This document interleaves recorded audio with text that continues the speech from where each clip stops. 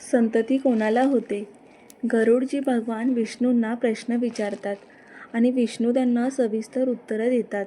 गरुड उवाच, धर्मात्मा पुरुष स्वर्गसुख भोगल्यानंतर निर्मळ कुटुंबात जन्म घेतो. मातेच्या गर्भात त्याची उत्पत्ती कशी होते? या देहात पुण्यात्मा पुरुष कसे विचार करतो हे मला सांगा, हे करुणानिधी. श्री भगवान उवाच, हे गरुड, तू चांगला प्रश्न विचारलास. मी तुला परम गोपनीय ज्ञान सांगतो, जे जाणल्याने मनुष्य सर्वज्ञ होतो. मी शरीराचे स्वरूप सांगतो.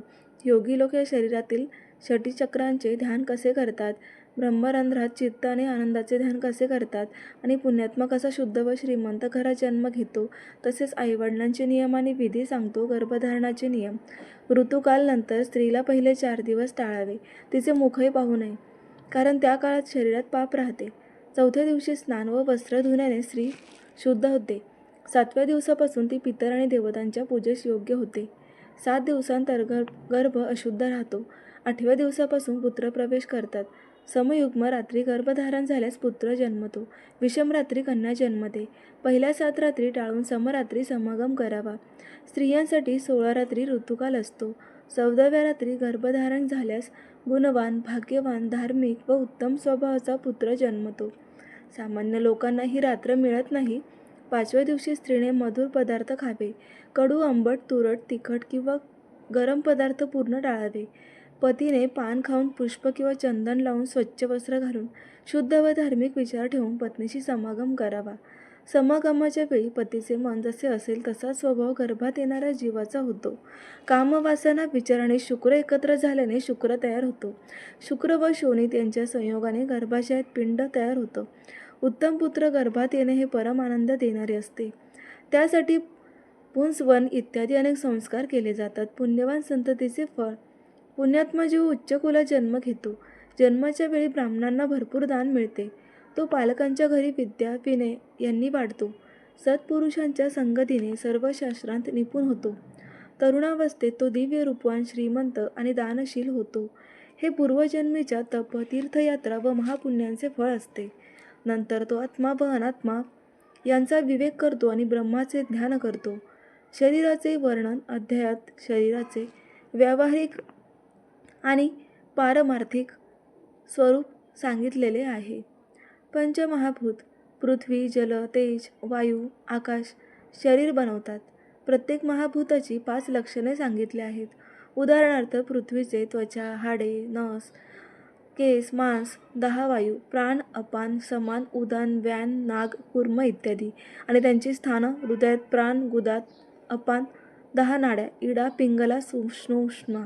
शरीरातील अशुद्ध स्थानं, केसांची संख्या, दात, रक्त, मांस इत्यादी प्रमाणे.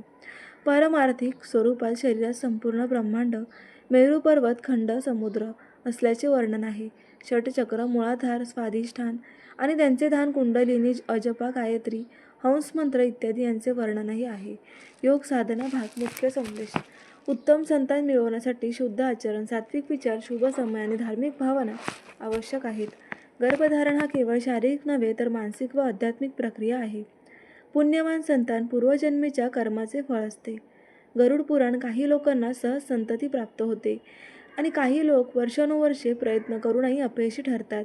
हा फक्त नशिबाचा खेळ आहे की यामागे काही गूढ सत्य लपलेलं आहे? गरुड पुराणामध्ये संततीबाबत असे काही रहस्य सांगितले आहेत जे ऐकून तुमच्या काळजाचा ठोका चुकेल. गरुड पुराणानुसार संतती मिळणे किंवा न मिळणे हे फक्त ह्या जन्मावर अवलंबून नसते, तर ते आपल्या पूर्वजन्मातील कर्मावर आधारित असते. जर एखाद्या व्यक्तीने मागील जन्मात निरपराध जीवांना त्रास दिला असेल, स्त्रियांचा अपमान केला असेल किंवा मातापित्यांचा अनादर केला असेल, तर अशा व्यक्तीला या जन्मात संतती सुख मिळण्यात अडचणी येतात. गरुड पुराणात सांगितलं आहे की मुलगा किंवा मुलगी जन्माला येणं हेही कर्मांवर अवलंबून असतं.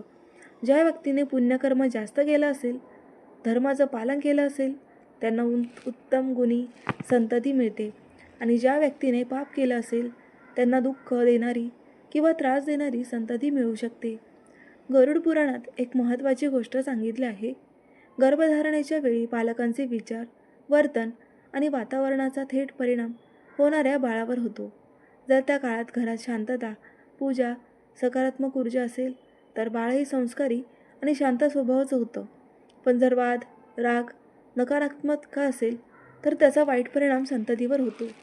गर्भपात करणे, जाणीवपूर्वक स्त्रीचा अपमान, गरीब किंवा गरजूंना त्रास देणे, पितृदोष यामुळे पुढच्या जन्मात संतती सुख मिळण्यात अडथळे येतात. गरुड पुराणात सांगितलेले काही उपाय: पितरांची पूजा आणि श्राद्ध करणं, गरिबांना अन्नदान करणे, स्त्रियांचा अपमान करणे, भगवान विष्णूची भक्ती करणे, सत्य आणि धर्माचं पालन करणे. हे उपाय केल्याने संतती संबंधित दोष कमी होतात. संतती ही फक्त नशिबाची गोष्ट नाही, ती आपल्या कर्माची फळं आहेत. जर आपण जे करतो त्याचा परिणाम आपल्या पुढच्या पिढीवर होत असतो. म्हणूनच चांगले कर्म करत राहा, धर्माचा मार्ग स्वीकारा, कारण तुमचं भविष्य तुमच्या संततीमध्येच दिसणार आहे. जर तुम्हाला अशीच धार्मिक आणि रहस्यमय माहिती आवडत असेल तर व्हिडिओला लाईक करा, चॅनलला सबस्क्राईब करा. धन्यवाद.